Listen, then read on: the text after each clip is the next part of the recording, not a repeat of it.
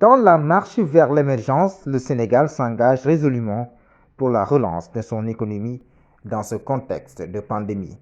L'opportunité est à portée de main à travers l'Expo Dubaï 2020, le plus grand événement économique au monde qui dégage déjà des perspectives prometteuses. L'affluence en donne une indication claire.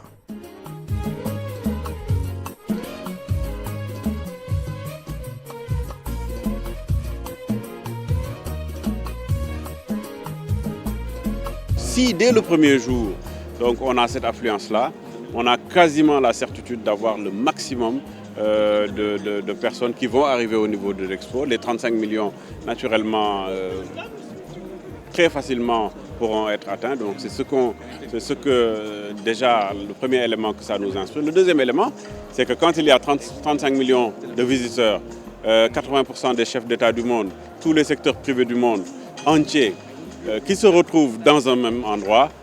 Le reste, maintenant, c'est au secteur privé sénégalais de travailler à ce que cela puisse se faire, que les investissements puissent se faire au Sénégal, mais également que les exportations puissent augmenter au Sénégal. Beaucoup d'attentes et des opportunités à montrer au monde. Il s'agit de connecter les esprits et de construire le futur en se basant fortement sur la mobilité. Pour relever le défi, le commissaire général du Sénégal à l'Expo Dubaï 2020 a déjà balisé le terrain. Pour lui, le Sénégal a des arguments solides à faire valoir. Nous avons commencé à faire un tour des différents pavillons et je pense que c'est quelque chose de très important. Et toujours magnifier le fait que le pavillon du Sénégal est juste à côté, vraiment à côté du centre névralgique. Vous voyez, le centre névralgique, c'est un passage obligé. Les 35 millions aujourd'hui de visiteurs de l'Expo universelle qui viendront ici. Le Sénégal est le pavillon le mieux placé. Et maintenant, nous sommes carrément dans le système de travail de ce qui va se faire sur le plan économique avec les entreprises que nous avons amenées, qui sont dans différents secteurs d'activité et qui vont profiter de cela. Au-delà de cela, naturellement, nos partenariats avec les différents pays nous permettront de travailler à ce que des forums économiques se fassent en permanence.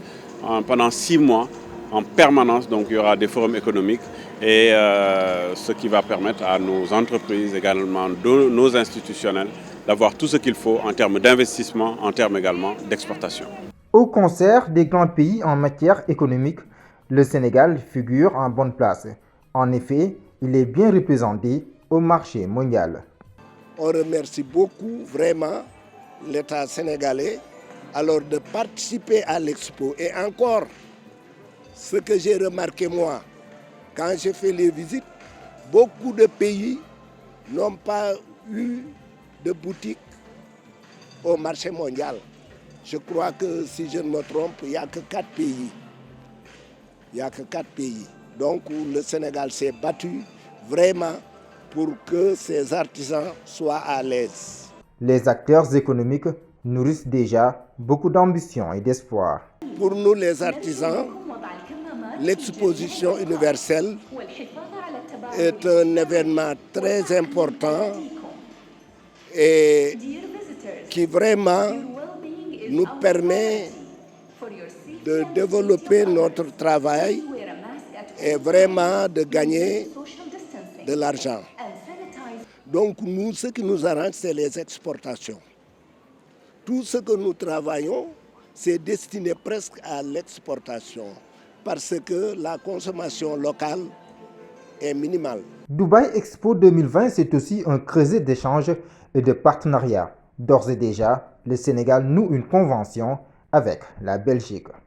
Nous venons de signer avec mon collègue commissaire général du pavillon du Sénégal un accord très symbolique et très important qui va permettre à nous deux, à nos deux pavillons, de structurer notre coopération et de permettre au Sénégal d'utiliser ici toutes nos infrastructures et toutes les facilités que la Belgique peut vous offrir durant ces 6 mois, et vice-versa, que le pavillon du Sénégal sera à la disposition de la Belgique pour y organiser des manifestations et de profiter aussi des installations du Sénégal ici sur le site de l'exposition universelle à Dubaï.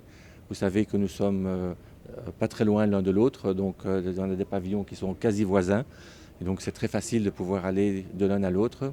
Et nous allons, grâce à ce document, pouvoir avancer main dans la main, comme on le fait déjà depuis des années, entre pays francophones. De ce 1er octobre au 31 mars, 192 pays rivalisent d'atouts et d'opportunités économiques pour les investisseurs internationaux.